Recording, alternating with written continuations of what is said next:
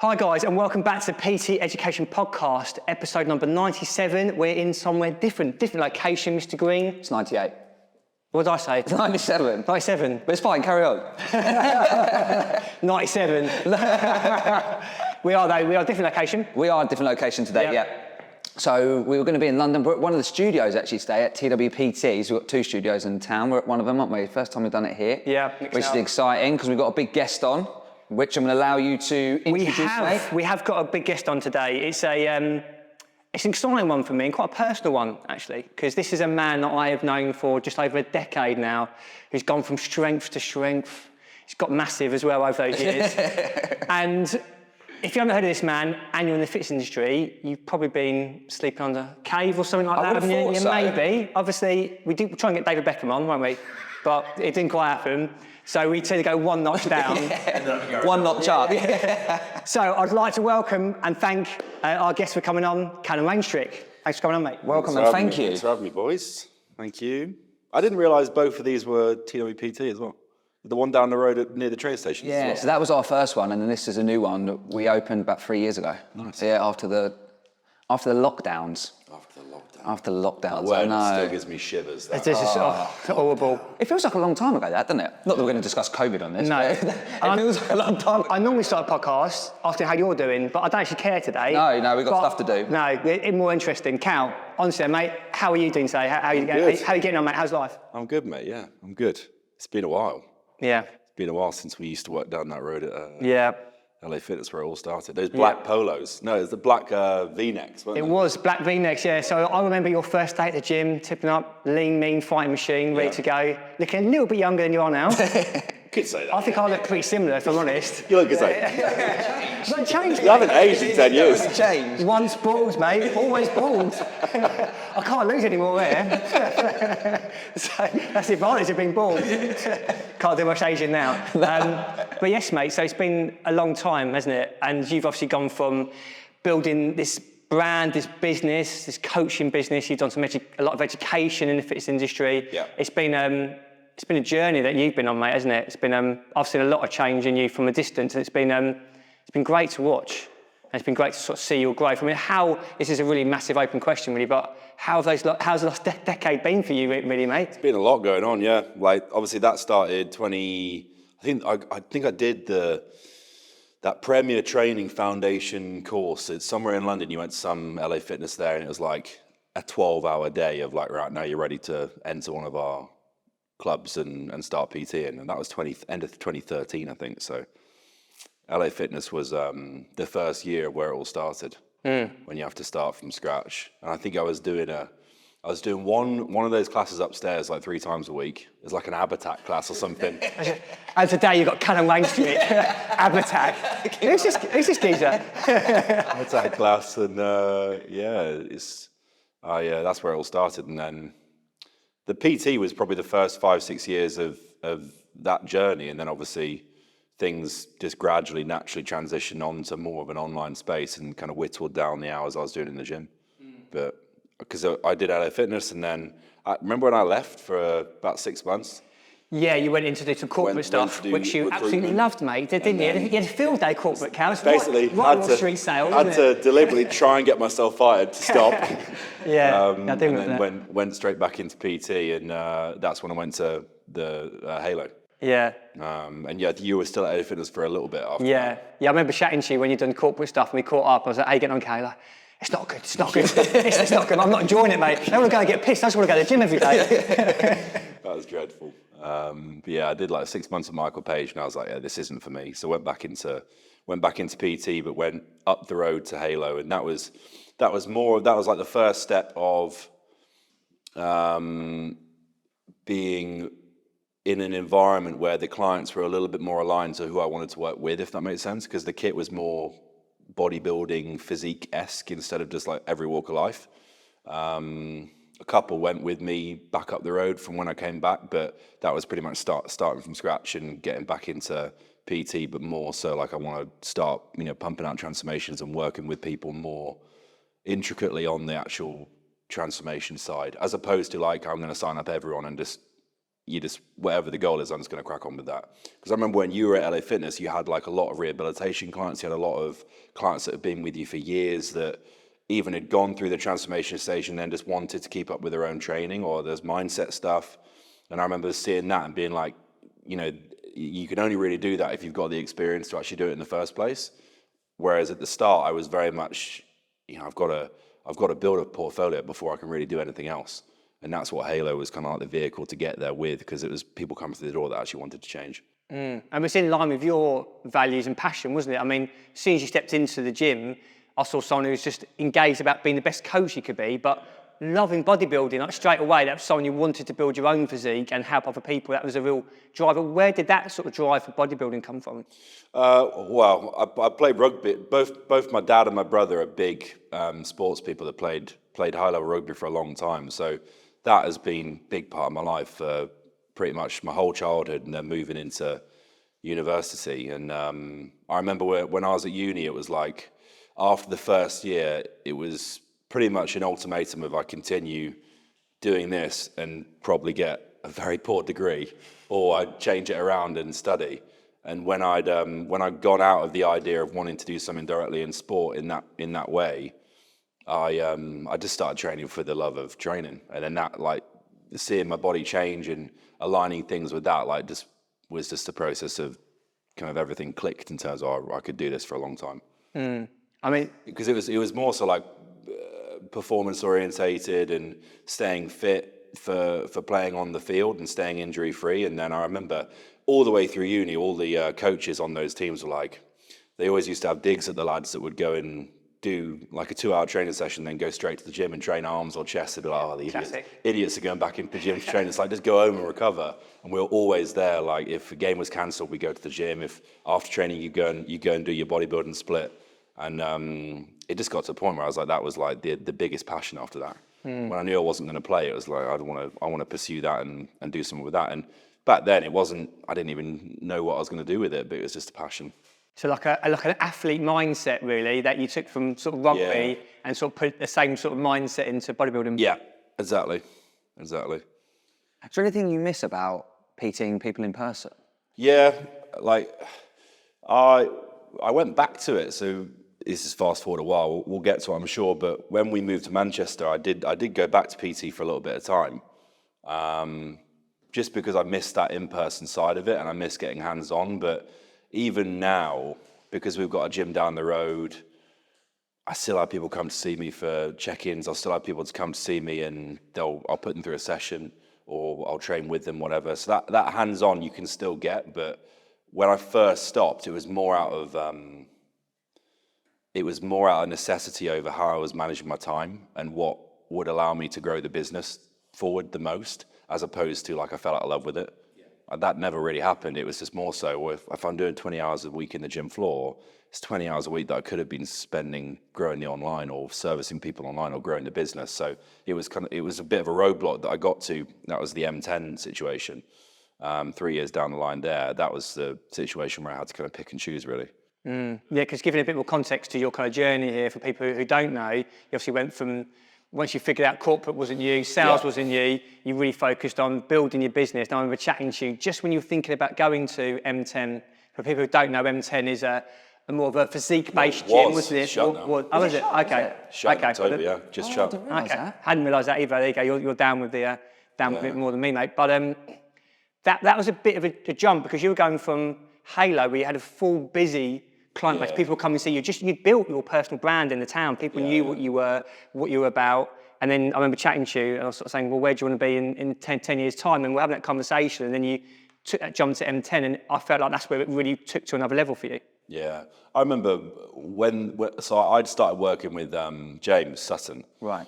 And he did that photo shoot prep that I had. Yeah, I remember. I did with like Matt Marsh, got photos back, and like in that diet, that was I was putting more content out. I was in shape, and then like more people wanted to do the same thing, so they were contacting you saying, can I get PT, whatever. And then we'd been to a few of those physique camps that M10 did in person. And I just got to know James more, met Mark a couple of times. But when I started to get to know and be aware of what M10 did, that was like the pedestal of like, I really want to do that. I want to be one of those guys. And that job came up, and I remember sending the screenshot to Hannah, and I was like, oh, they're looking for another PT. But you're in the predicament of like, I'm doing, 30-hour weeks here, and things are really comfortable. We're just about to move into a little flat just down the road. We just viewed it. You know that Greek restaurant at the top of the hill by Halo? By the roundabout at the top of the hill near Halo, there's a Greek restaurant. I was living in a flat share above that when I was working at Halo. And like me and Han had been together like 8 months, and then this job came up, and I was like, nah, we're settled now. Like, I'm just going to have to crack on here and make something of it. Because that would have been easy to do, wouldn't it, Calum? Your defence, that would have been really easy to just go, oh, you know what, quite comfortable risk, now. isn't it? Yeah, and you took that risk, didn't you? And then how was I know you need to, because you've always said you want to do that, but it's just the risk of the unknown. I remember like ringing my dad, and I was like, oh, what do you think of this? And he was like, no, you don't need to. It's too much of a risk. And then I was like, decided. I was like, fuck it, I'm just gonna do it. So that was like cut off. Went from 30 hours a week to 0 hours a week. Didn't have any online clients then.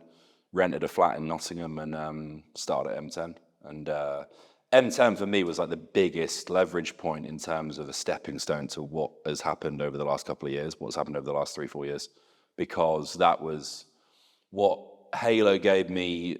Moving from LA Fitness to Halo, M10 was like on another level of that, because you got into, it was a transformation-based gym, so everyone went there was transformation-based. You're always getting results from the people that you were getting in front of you with. It was incentivized to actually get results in the first place. Education was a heavy element of that. And then the teaching side, that's where it first started as well. I remember when I was at Halo, I don't know if you've seen it, my voice is so squeaky in it, it's insane. I did a... Lost this now, mate. Yeah. Those blue jackets we used to have, it was in the back room, and I did like an hour's talk on nutrition for YouTube. And that was like the first time I'd done some level of speaking. I don't want to mess that mic up. Some level of speaking at Halo, and then, at M10, fast forward 3 years later, we were doing probably one physique camp a month. And, big 40, 50, 60, 70 people coming in every month, every week, and listening to us. And we built all the education modules, we built the physique coach mentorship. And there's a lot populated in that 3 years there, a lot. Yeah. Did you enjoy the educational side? Yeah.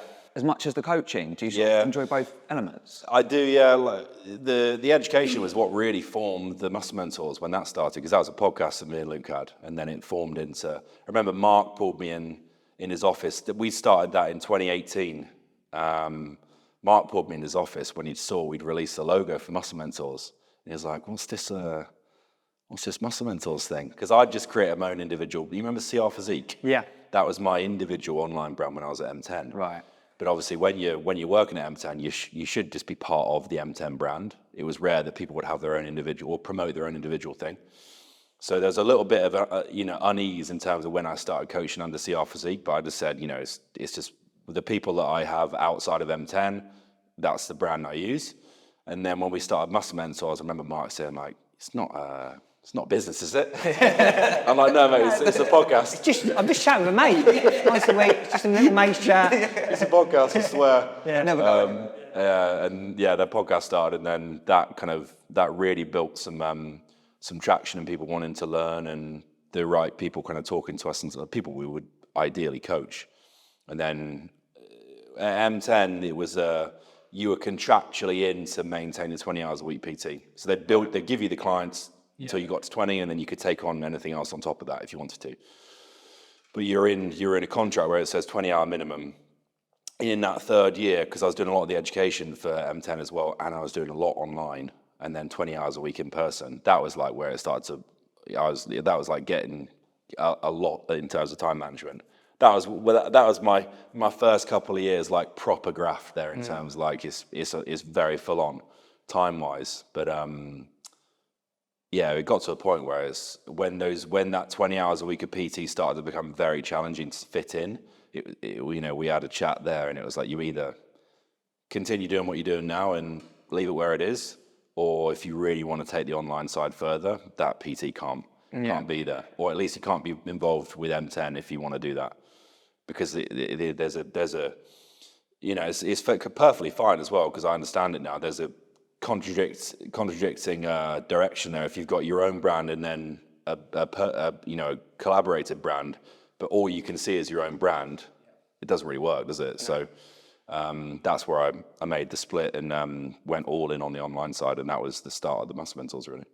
We've got like every frame here, there's like a decision, decisions. Like when you're making these big decisions, how do you kind of make those decisions? Because they're difficult, aren't they? You're thinking, well, do I do this? Do I do that? What's going through Calum's mind? I remember when I was at Halo and before I took that M10 job on, I remember speaking to you when I spoke to Charlie Large, and I said, I don't know what I should do because it's such a big risk. If it doesn't work out, then I've lost everything I built over the last couple of years. And I remember both of you said, don't view it as like what is happening next month or next year. View it as where you want to be in 5 to 10 years' time. And does staying where you are now help you facilitate that? And that's what really kind of rang the bell there in terms of, there's a shorter term sacrifice in terms of being in a position of uncertainty and stability not being there. But then if you graft hard and make that work, it opens up the door for what's to come. And that was the biggest thing. With the move to M10, with the move out of M10 onto online, they're obviously both massive points of risk in terms of decision making, but it's also like in the long term, I don't want to keep on doing what I'm doing now if I want longer term growth, and that's why I made the decisions. Yeah. It's those sort of stepping stones, isn't it? Because it's trying to get like a rough clarity and kind of like where you want to be. Yeah. But some people are very dogmatic about it, aren't they? Like, I must be there and set these extreme sort of timelines as such. I don't feel like you're the latter person. I feel like you're someone who has a bit of an idea of where you want to be, but you're not overly dogmatic about it. The work kind of figures the rest out. Yeah. I've never been one to like massively set, a 1, a 3, or 5 year goal in terms of like this needs to be set in stone. I just more so have like an idea of the direction I want to move in, or I'll see something that inspires me. Like when I was at Halo, it was like the guys coaching at M10. That's like where I want to be. And that's like the vicinity of where I want to be. And then it's just the day to day in terms of getting your head down, and then just whatever happens, happens. So I don't know, like the really specific goal setting, almost in a way, I feel like it might even limit you to a degree, because once you're there, it's like, well, tick the box now. Yeah. If you leave a little bit of, you've got clarity in terms of the direction you're moving in, but it's like, right, see how far you can get now. I think with you, Kaz, you're driven very much through this kind of purpose, what I feel, purpose and values drives you, rather than, I don't feel like you're on this hedonic treadmill, we like, hit this goal. It's this work ethic that you've kind of used. So earlier on we were chatting a lot about kind of your rugby and then your bodybuilding, but I feel like you've put the same mindset, that athlete mindset, into coaching and being the best coach you can be. Is that? Yeah, 100%. Yeah, 100%. It's one of those things. Like it's the same with a physique client walking through the door, whether it's Gen Pop or advanced. It's the same with your bodybuilding. It's the same with any athlete. You got to have a certain passion and love for the process, haven't you? And if you can love the process, then that just becomes a byproduct of the work that you actually achieve. So it doesn't really feel like a burden in terms of the distance of time that you have to work for, or how hard you have to do, how hard you have to apply yourself, because you kind of love the day to day. It's interesting because you've spoken before about process goals versus outcome goals, right? And that seems a very much process goal, because you're not necessarily in control of the outcome. And I had a client in this week who very much had an outcome goal, and when that didn't come about, it felt like the end of the world for them in that moment, because they hadn't concentrated on the process. Everything was on the outcome, which they weren't in control of. But it seems like you're very much a process. What can I control? This is part of the process, and I'll see where that leads me to, which you say doesn't limit you to being like, if I don't get here by this point, then it's a failure, so to speak. Yeah. But also what you've got to do, you've got to manage your athletes. You do have a very outcome-focused goal. So you're trying to... Interesting, So the people you're managing are very much kind of like on stage at this time to achieve their best. How do you manage that sort of mindset of not just yourself, but of your athletes? Because these are now high-end athletes that you're training who need to be in the right place mentally, physically, emotionally. There's so many variables. That must be, I can only imagine how challenging that must be to get them to a specific day at a specific time in a specific shape. Yeah. How'd you find that? Yeah, I think that's like layered. So I remember my first prep-orientated client that I prepped. I remember I was at M10, maybe in the second year, and it was for, remember Miami Pro? Yeah. It was like a Miami Pro competition somewhere. It was somewhere down here. But that back then, the biggest objective for me was almost just to get the client on stage and for them to feel an accomplishment from them actually getting to stage in the first place. And the result is almost just a byproduct of like, well, however they place or however they do, like be proud of the fact that you've actually made it in the first place. And that was, 5-6 years ago. And then that's materialized now over doing it for so long. And obviously 2019, I prepped myself. So that kind of set the standard even more in terms of people that were coming to me, kind of saw that and thought, right, this is what this guy's about. These are his values. This is his work ethic. And they wanted to replicate that in the first place. And then 2020 and 2021 was this massive surge in a lot of the people we were coaching were doing very, very well. And this is like it, when you look at the main federations that we have clients in, the NPC and the IFBB, it's like the top of the top in terms of where bodybuilding is. To a point now where that process and outcome orientated goal it's not them getting on stage, it's them winning what they're winning. It's winning a class, winning a regional, winning an overall, winning a pro card, winning a pro show. That's the gauge of success or failure. It's not getting on stage anymore. It's for them to actually win the whole thing. And that's incredibly hard in terms of the dynamic of the mindset there. Incredibly hard to manage, yeah. Because if you're in a position where like it's an objective sport, nothing's guaranteed, but if you're in a position where you've got an athlete and, there's a certain level of pressure, especially with social media now, is how many people are following along that journey from the outside and looking in.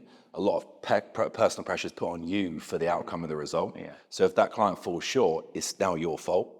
Yeah. It's not the client's fault, it's the coach's fault. And their input hasn't delivered the result that they need. And especially if you've got clients that have 1 million followers on Instagram, there's a big amount of exposure there for pressure to be put on yourself. So there's been loads of situations in the past where we've been abroad or we've been in the UK and a certain athlete's on stage and they've got 1 million followers on YouTube or they've got hundreds of thousands of people following this process. And obviously you are made aware by them on their platforms of you're the coach. And now the pressure is in your hands. I'm getting people direct messaging me the night before their show saying, don't fuck it up, make sure he fucking wins. Wow. It's all on you. From their followers? From their followers. Yeah. Or like if they come second, they're DMing me from an accusation point. So there's a pressure there, but it's you just can't listen to it, otherwise you just never get anything done. So is that how you cope with it, by trying to switch off from it and actually just keep yourself and just focus, just be present in the moment of like what you need to do and what you need to manage. That's the only way you can do it, because there's been situations over the last couple of years, and it'll be the same this year, where I've been in one country and I've had people competing in 4 different countries and 4 different time zones at the same time on the same day.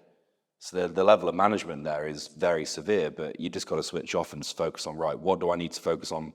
Have your individual channels of communication with each individual athlete, and then the system that you create in terms of how you're viewing data and how you're tracking the darts or tracking their progress or tracking the visuals. Like once that's dialed in, it becomes a lot easier because you've got your system. But yeah, there's a lot of pressure on decision making for sure. Something you never realise is everyone sees that with the people with the following actually putting that pressure on you. It's like a football manager or something. It's the players that go out on the field. I wish I was getting paid like a football manager. Yeah. But the football manager taking all the flack. Yeah, but I mean, like what you're saying there, about being present, like we're talking about being present, it's easy to say, isn't it? Yeah. Just be present, mate. Just switch off from it, which is very difficult to do in the moment when you've got these external pressures or stress going on, and you're trying to, ultimately, you're trying to perform the best you can as a coach, to offer the best service, but it's a difficult thing to do. Yeah. Like a lot of people will pose the question, like, how do you get to this position, or, what was the biggest factor in you achieving X? But sat in this situation, the irony is, like, if I look at what's happening now, even for me, my psychology and my mindset, even to this day with what we've built, is still like it's not where I know I can be, if that makes sense. And I think that level of mindset is the thing that keeps moving you forwards. And also to do this role, and it's the same as if you were running the busiest PT gym in some town or some city. You've got to be a super competitive person to actually maintain that for a long period of time. Because if that's not built in you, it's not going to work, because you don't have the personality traits and the skills that you need to manage that. It's the same, like we used to have people that come to us. It's a really good analogy. People that come to us when we used to mentor people at M10, and there'd be certain people in those education groups that you'd be mentoring them for 2-3 years, and you give them every tool in the toolbox. But if they don't have it in themselves, it's not going to click. Yeah. And you've got some people in that education group who absolutely excel in a 2-year time frame, and you've got some people that just don't move forwards. And it's the people that don't move forwards, I think, is heavily ingrained in their psychological wiring and their mindset and their self-beliefs and their values and their confidence as a person. Because if they don't have that, other people aren't going to buy into them. Yeah, it just shows you how important self-development is. Yeah, massive. Because some people might have had better circumstances growing up. We talk a lot about like childhood and psychology on the podcast, and some people will have naturally just better, more positive belief systems, and some people have more limiting belief systems. But I believe it's something we can all work on. You're talking about there about people who are able to be successful and take their information and achieve their best. One thing you're saying is actually quite healthy to be competitive. So that you have a competitive mindset, whether that's from sports, put it into your training, put it into your work, that kind of good competitiveness and kind of work ethic. What are kind of some other kind of really important traits that you think you need, or even your athletes need, to kind of really achieve, to go from kind of just being good to being great? Yeah. Really what we're talking about today. I think like that daily orientation of being process orientated and not looking at, like, if you've got a client, there's been a good few situations where I would have worked with a client for 5 years, for example, and they've gone from not competing before to now competing as a professional, competing at the Olympia, which is like, it's like the equivalent of someone playing for Tunbridge Wells FC football club and then signing for Man United and then winning the Champions League. Like in bodybuilding, that would be the equivalent. You've never competed before, now you win a pro card, now you compete in the IFBB, now you qualify for the Olympia. So that is their goals and their values and their belief system in year one is very different to what it is in year 5. Yeah. And that has almost upgraded and leveled up as they've leveled up as an athlete. Their mindset just keeps on chinking up and up and up and forwards, and their confidence does as well. But that only becomes a reality when they've just focused on taking one day at a time. And those little 1% things of like, right, I've just given him a plan and he's got X amount of litres of water to drink, he's got X amount of meals, he's got X amount of training sessions a week, he's got to get X amount of hours of sleep at night. Just focus on those 5 things first and don't even look at what's ahead. Because if you can nail those 5 things, then every single day is maximized and fulfilled. And it's the same with the coaching. Like when I was first growing this, it's like, right, have you put content out for the day? Have you been on your Instagram stories? Have you spoken to these clients? Have you served them to the best of your ability? Have you done some education for the week? Like that's all, that's every box you need to take, and then it's just a game of patience. I suppose if you do that, you're going to move in a positive direction. I go through that kind of... It's that rigidity of structure, isn't it? But also on the other side of things, because you're very humble, Cal, of how you talk about things, and I also want to add in that is all great when life has given you a nice set of circumstances. Yeah.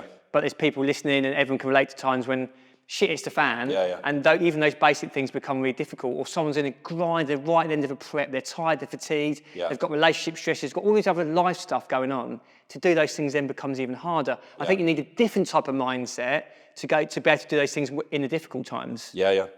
But like even that, focusing on those tangibles will also help you control the rest of your environment when things aren't easy as well. Like if you're in a difficult situation, and whether it's the work environment, your living environment, the relationships you have, if you've got certain 3 or 4 things every single day that you just need to make sure get ticked, you're still going to bed every night feeling some level of accomplishment and some level of moving forwards, as opposed to everything just being a whirlwind of not being controlled, if that makes sense.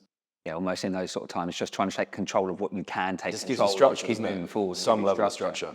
I completely agree with what you were saying before about, I almost think about progression and looking how to improve actually stops complacency as well. You know, sometimes when people get into like that maintenance, and not that all maintenance is bad, because sometimes it's maybe where people need to be, but I always think at least thinking of progression and trying to step forward stops that level of complacency, be it in your business or another business. When people get too comfortable and almost stop looking at how they could improve, that can give someone else an edge, or potentially puts you in a complacent position as well. So I think that's something that's really interesting as well.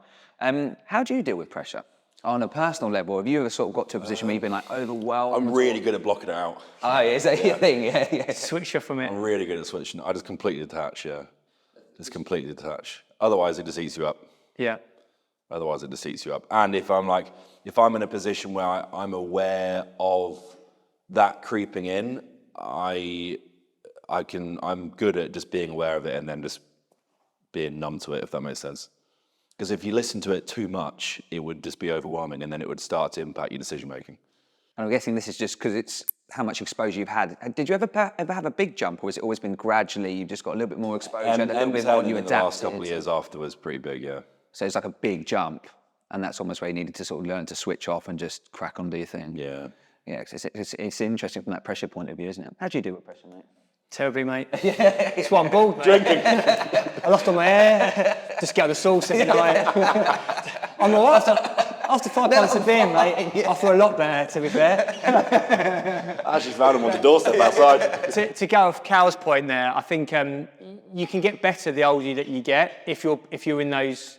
Well, it's either stuff that life throws at you, so it's kind of just external stuff, or self-imposed pressures. And you have a choice, don't you, how you deal with it, and you can build up that resilience over time. Yeah. I think that's kind of what Cal's saying there, is kind of the resilience you need at 20 is one thing, but then when you're 30 and you've got more things going on, people might have family stuff, career stuff, loads of other things going on. Hopefully over time, your resilience has been increased and you've got kind of a bigger buffer to be able to handle stuff. And I think that's kind of what I've found as I've got older, to have to kind of step up a little bit into what, because you don't know what you can handle until you're in that situation as well, really. Yeah. I think a lot of people kind of undersell what they can, I couldn't do that. You're like, well, maybe not, but why don't you try and take their stepping stones to start to increase that? The best metaphor I can think of is public speaking. People are like, I couldn't public speak. You're like, do you try it? Well, I'd see people in front of 100 people. Well, just try 5. Yeah. Start with 5. Start with 5 and see how you get on. It's a bit like how many clients that you've got now. You don't go from nothing to those amount of clients. You gradually build up over that, and you build up that tolerance to cope with that thing. Same training, same exercise. Yeah. Don't go straight and start bicep curling in the 22s. Or you never do, in my case. You start with the 2s, and 10 years later, you're on the 10s. But you're still increased. Yeah. So it's the same sort of thing. Would you agree, Cal? 100%, yeah. It's like the same thing with the education that we did, through the M10 days, through the Muscle Mentors days, through the Pro Coach days over the last couple of years. When that started, I remember doing that nutrition talk in the treatment room at Halo like 10 years ago, and there was like 6 of the PTs in there. And to me on that day, it was like, well, I speak to 6 people here, and it's in literally a room that's smaller than the dumbbell area here. Yeah.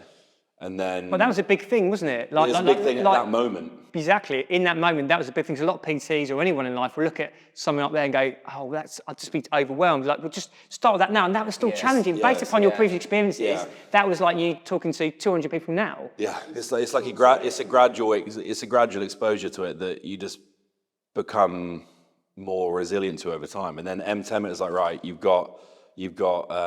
having to present someone in front of the group of 10 guys that work there. And then it was, you're going to have to do a physique camp presentation in front of 30 people. And then it's like, right, now there's 40 people. Now there's 100 people in the Hilton down the road that you're educating to now in a conference room. And then it just builds from there. And if I public speak now and we do seminars, because it's been drilled in for such a length of time, you don't get the heart rate jitters. You don't get the, oh, I've got to get ready for this, or I've got to give myself 5 minutes out of the room before I do this, because you've just done it for so long. So basically, Cal, what you're saying there, mate, is you were able to kind of gradually build yourself up to expose yourself to bigger audiences over time. It's not that you jump from talking to one person straight into 200. Yeah, it's a graded approach. Yeah, if you put me from the back room in Halo to speaking to 200 people, I probably would have run away. Yeah. Probably would have passed on that one. But yeah, it's like you don't really realize the magnitude of change, because it's split up into loads of different challenges. But each individual one, like I said, like the first couple of years, I always felt like the night before, the journey into 5 minutes before.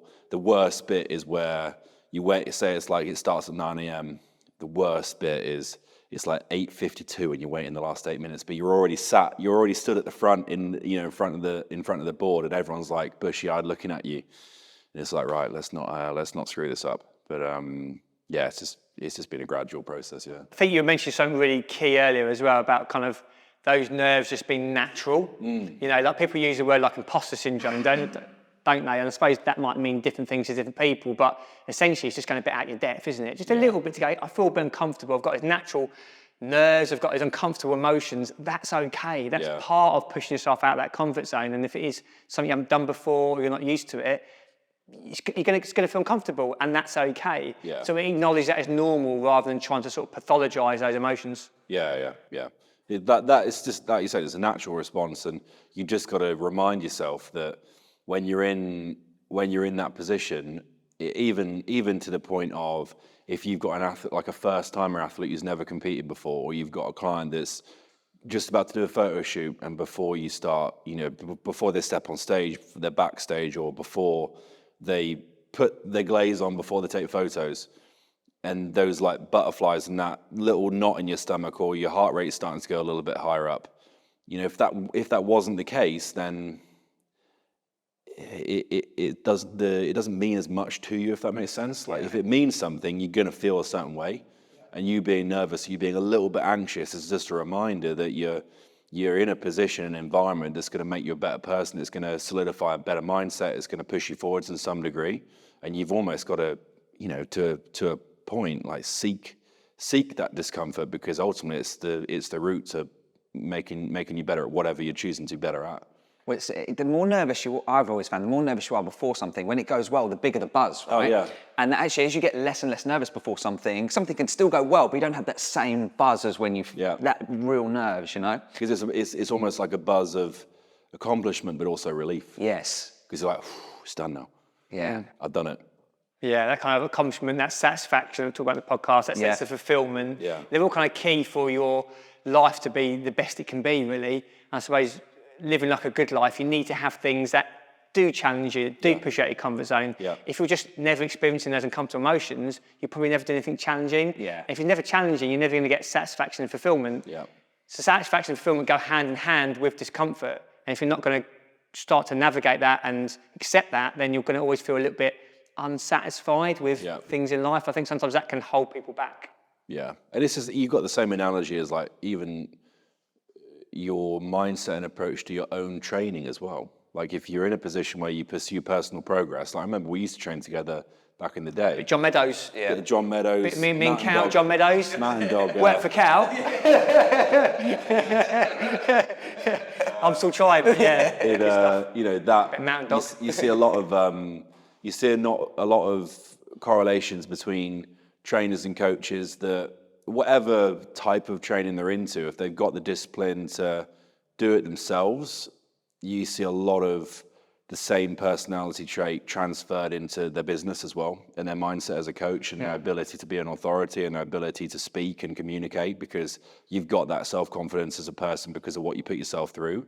And you're also not afraid of putting yourself in uncomfortable situations, because you've either, you've put a lot of muscle on, you've got very lean, you've built a, big cardiovascular engine where you can do these long distance events, whatever it might be. If you put yourself through that personal challenge, you're in a position where you're an individual now that, you do seek discomfort because it's going to make you better.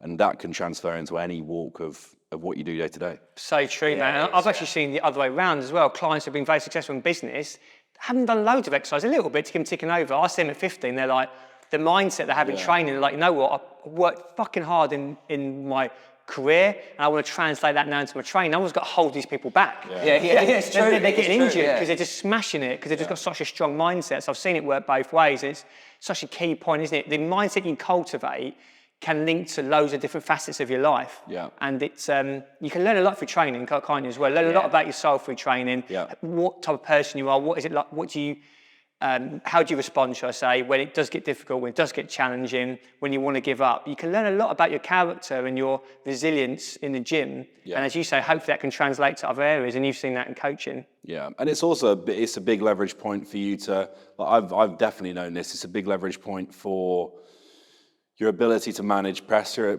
and your ability to manage, quote unquote stress.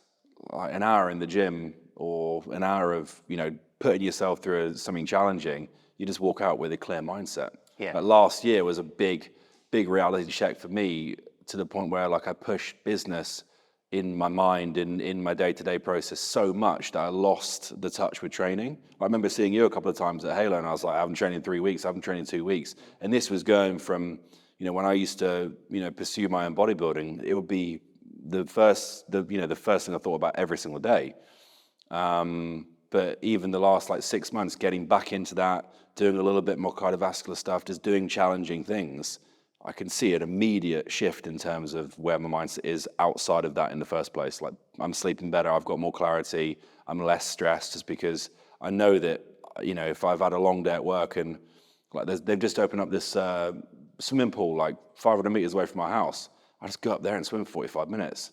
And there's nothing in my mind for that 45 minutes apart from what I'm doing. And then as soon as I leave, I'm like, I'm sweet now. Yeah. Whereas it just gradually builds up and builds up over time. So what's the trigger to start getting into more the swimming, whether it's the rowing, the walking, just getting back sort of into well-being stuff, Cal? Because obviously you've alluded to the fact there that you smashed it, took a bit of a back step from that stuff. What's the trigger to kind of get? It was a big back step. Big back step. Big back step. Yeah. Because I just didn't prioritize it, and then after a period of time, it's like it almost becomes a challenge to even get back into it in the first place. And this time 2 years ago, I was 315 pound.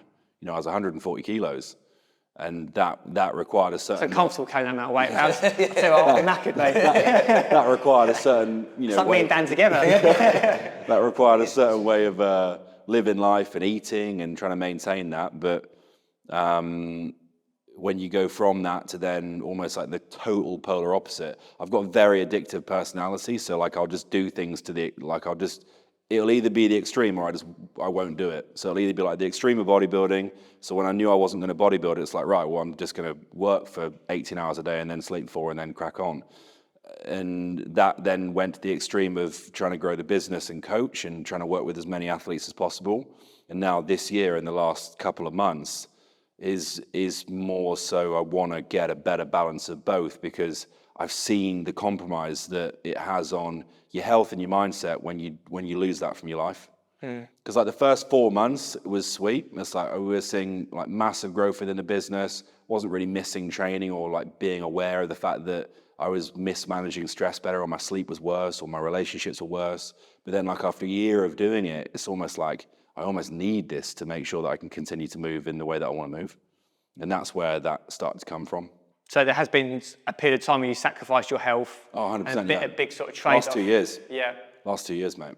How about other things? There's been other sacrifices. Yeah, but then even my relationship with Han, when you're working so much, you almost become numb to that side as well. And that's something I didn't really think about for a long period of time. But then ever since I've started to become more aware of it, you realize what direction you were moving in as well. Did you have a moment when you reflected on this and it was a moment where you thought, right, I'm going to start to bring some training back in, I'm really going to start to look at my working hours? End of last year. Right. And then it's just about actioning that as well, isn't it? Taking that time to actually reflect and then following through with all the actions. End of last year. And, don't get me wrong, the last 2 years have put me in a position where I've always said to myself, even from 2019 onwards, I was I'm just going to graft as hard as I can until I'm in a position where I know this is kind of made up in your own head, but you've earned the right to have a bit more balance. Whatever that to you in your mind is in terms of time management, whatever that is to you as a person and what your priorities are and what your goals are. That last 4 years has been, I want to get to a point where something is so self-sufficient and can operate at a certain level that I can then allow myself a couple more hours in the day to do what I want to do. And this year for me is that's a big goal for. It's not a business goal, it's more so a personal goal, because if I want to do this for another 10 years to the best of my ability, that has to happen now. Because if I continue operating in the way I was, you're only going to be able to do that for a couple more years, and then you just completely burn out. And then it impacts your decision-making as a coach, as a businessman, it impacts your ability to manage people within the team. That seeps into everything. So, I'm very much of a belief now, and you see this, how many clients do you have where, and you would have had this been in close proximity to London, you've got high-flying business client, they're male, female, whatever age, and they come to you for training or nutrition, and then over the time of you knowing them, this complements everything else in their life, and they're actually even more successful now because they've got better sleep, they've got better cognitive function, whatever it might be. That for me now is almost the only route forward, because I know if I continue to mismanage it, it's like you're almost like a Gen Pop client again. It's like, I'm not sleeping right, I'm not eating right. But then you've got to get back into the groove of doing it in the first place. That's because you're human, aren't you? You know, we could all creep into unhelpful habits and behaviours, and sometimes you need to get into that slightly more trickier place to actually go, whoa, actually this isn't working. And was there something that you saw? Was there something kind of in your own health, something specific that you could see that was like, hang on, this is not a good path I'm going down? Yeah, just the way I felt, mate. Just not sleeping right, not eating right, and it was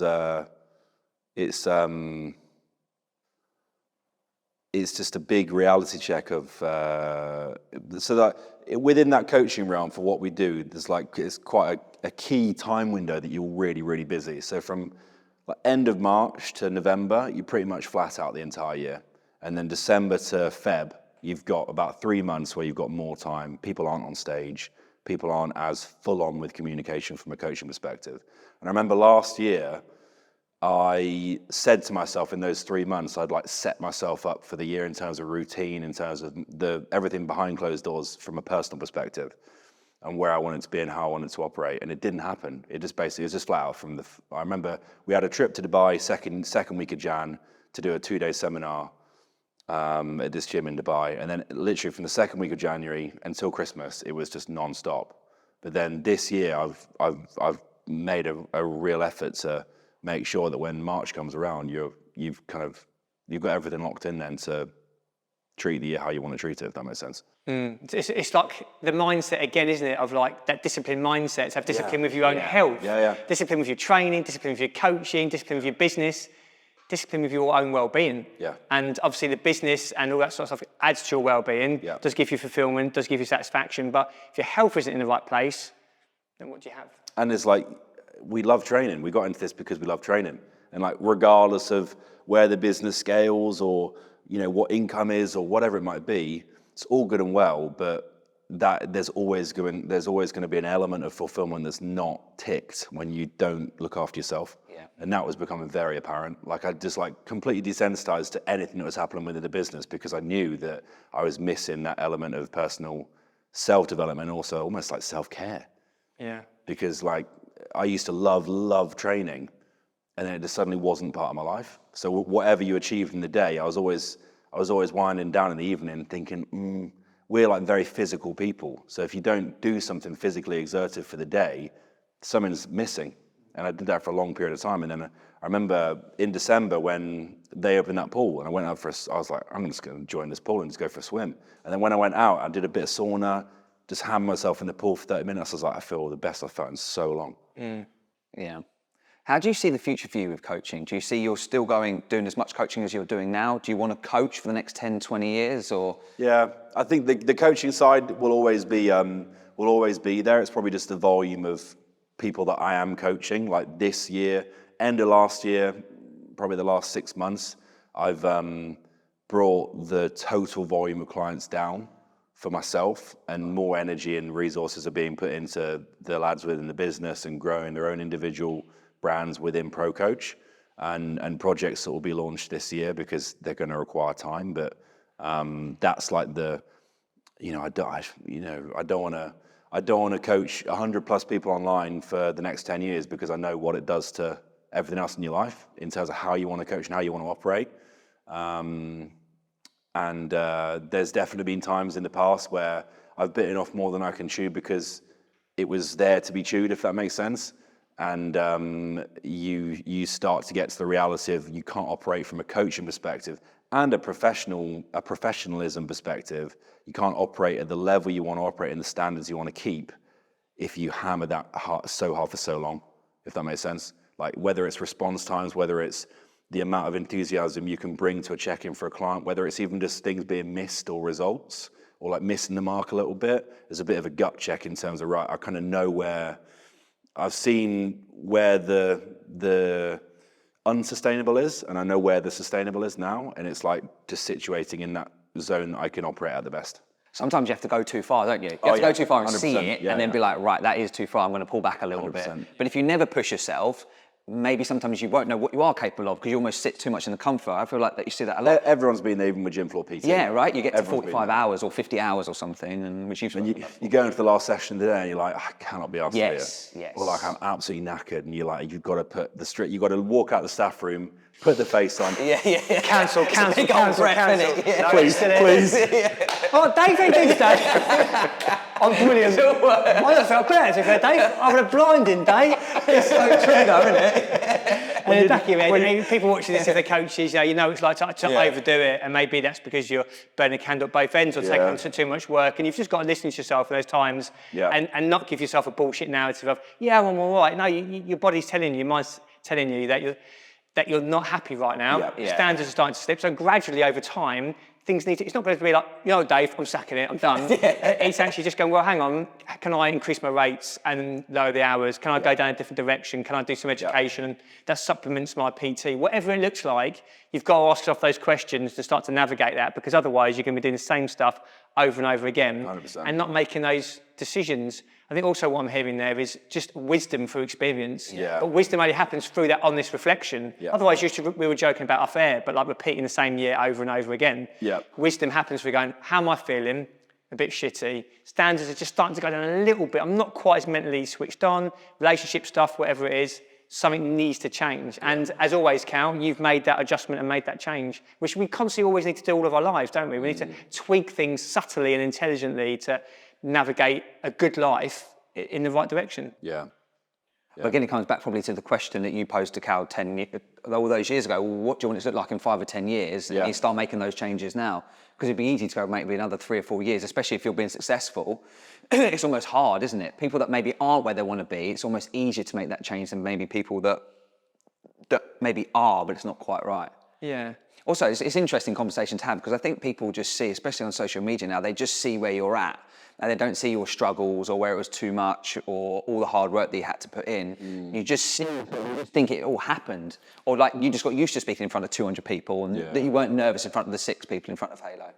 I think that's really... It's human behaviour to just assess things from the outside. Because all we can do is quickly make a quick assessment. There's Cal, it's all good for him, happy days. And you just think everyone else has got it sorted and you haven't. And life doesn't work like that, but we only see things on the outside. And that's why these types of conversations are key, just to get a little bit deeper. I'm not trying to break anyone down to tears yet. We'll do that up there. Cal will be crying later. But, it's just key to have those honest conversations, isn't it? And if you're not being honest, then I don't think that's right. I think it's key to kind of share stuff. And I think you were highlighting kind of part of the question I want to ask, which is lessons. Over his last 10 years, gathering wisdom, there must have been some lessons. I think you've highlighted one already there about your own health and well-being. What have been the other kind of key standout lessons that you've kind of gathered over the last decade? I think especially from a coaching perspective, whether you're PT on the gym floor or you're growing an online business, the biggest point of development that it always comes back to, even to an extent beyond, from a professional perspective, beyond like professional development, CPD, more courses, more education, whatever it might be. That thing we spoke about earlier in terms of like a coach having like minerals in themselves and having something about them, a lot of that is just personal development. And if that is being neglected, I remember Mark used to say this all the time when I first started M10. He's going on and on and on about this personal development stuff, and I was like, "This must be bullshit." This guy's just, shut up, mate. He's like, "Shut up." He's a cookie lad, isn't he? The more that I did, and the more that I persevered in that, and the more challenge there was, and the more pressure there was, that personal development side became more and more apparent as to the importance of it, because it's how you hold yourself in your own mind that's going to govern how far you can realistically go, and especially when your business is directly leveraged upon your ability to build relationships with other people and communicate. If you don't have that all sorted in your head, or you're not at least working on it, it's very hard to do it at that level, which is why you see a lot of PTs that don't have the self-confidence and don't have the discipline that won't get to where they want to get to because of their own self-limitations, if that makes sense. Even if, don't get me wrong, there are people that are in very difficult situations or environments for them to succeed in, and they might defy all odds and go on to achieve well beyond what they initially set out to. But it's 9 times out of 10, it's not what can I learn what skills do I have? What courses do I need to go on at the start? A lot of it's just who do I need to be as a person, and how do I need to think to get there in the first place? Does that make sense? Massive sense, yeah. I remember when I was at, James told me years ago when I first started at M10, Tony Robbins was doing Unleash the Power Within at the O2, I think it was, the XL Arena, sorry. And I remember I went with Han. First year I went to M10, James was like, I've been twice, you should go. It's like, it's 4 days, full on. You're there from like 10 a.m. until 10 p.m. at night. It's like crazy long days. You do this firewalk on the last day. That was like, although at the start it was a bit like cringy seeing it in person, like, is this guy even for real? And like, are these people, are they like actors or are they actually real people? You know, all right, Tone, calm down, mate. I know you're American, but come on, it's good.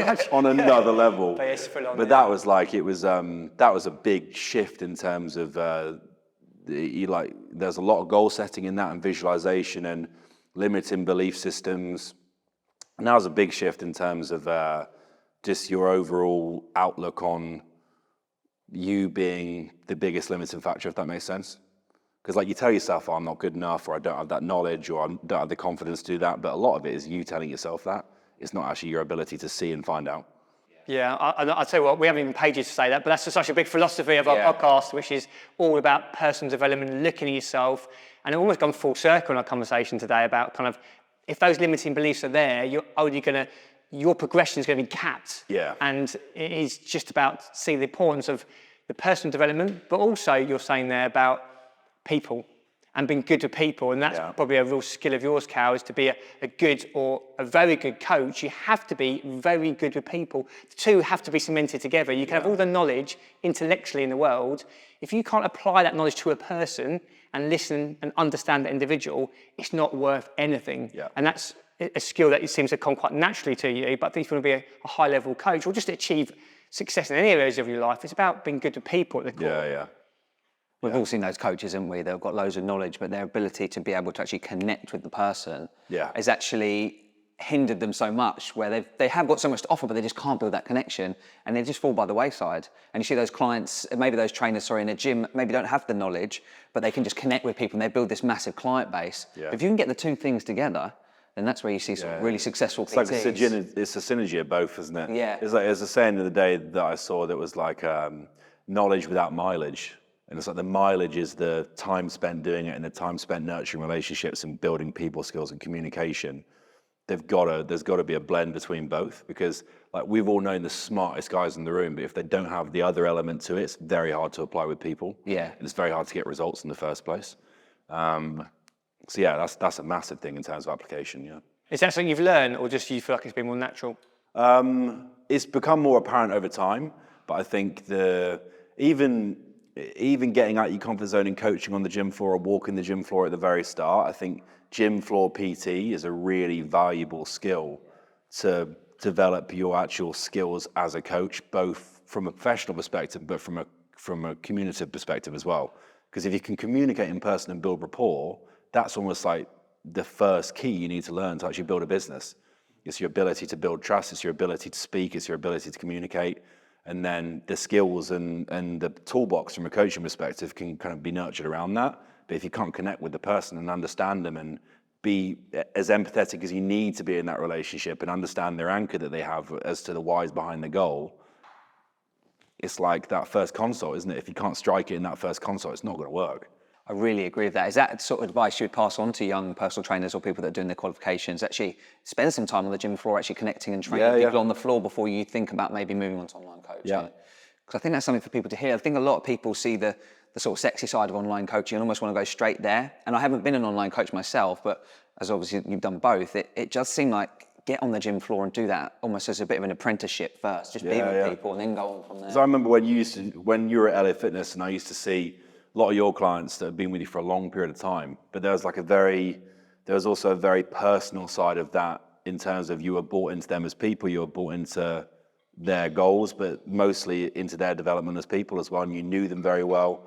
Like that's almost like the unbreakable bond from a coaching standpoint. That's the client that's going to be with you for 10 years. Because you bought into them as people. It's not just it's 9 a.m. till 10 a.m. on a Monday morning, tick, into the next one. Yeah, it really is wanting to do a good job for someone, but wanting to know about them. Yeah. And me and Dan spoke about it so much on the podcast. That's what's going to make the difference to be a high-level coach. It's not just, I'm a massive fan of learning and getting more academic knowledge, but you have to be good to people. Yeah. But if you've got a shit relationship with yourself, and you're not good with your own emotions, you're not good with your own mindset, your attitude to life is quite negative, that will come out in your coaching. I've seen it in coaches all the time. They can't get themselves motivated for that check-in call. There isn't that inspiration, isn't that excitement, or you see them in the gym floor, the PT looks bored. No wonder the client sacked it after 2 months. Dave's had enough. He don't want to hear about your life, mate. I know you've had it tough, James, but come on. It really is be able to keep that kind of light-hearted personality, but professional personality, merge the two, and look at your own attitude and work ethic. I think it's been a big thing from our conversation today, which is using kind of an athlete's mindset in your career, in your training, just in your life to try and be the best you can be, takes personal development, takes getting uncomfortable, takes having an idea of where you sort of want to be in a few years' time. I think that's kind of been some really important things discussed today. Yeah, no, absolutely. Yeah, so I want to thank you, Cal, for coming on, mate. It's been a really enjoyable conversation. We could have gone so many different paths, but I've really enjoyed it, and it's been really good from the outside as a coach, but also as a friend, to see you kind of progress the way that you have done. It's been great, from the baby-faced Cal to the Cal now. So the baby-faced Cal. So I've really enjoyed it personally today. So thanks again for coming on, mate. And before we finish, because we always forget this, to like, subscribe. We talked about this at the start as well. Like, subscribe. What we got? Like, subscribe. Follow. Yeah. That one. Like, subscribe. I was looking at the wrong camera. Like, subscribe, follow, share. That'd be brilliant. Thank you so much for coming on, mate. My pleasure. And for the rest of you guys, we'll catch you next week.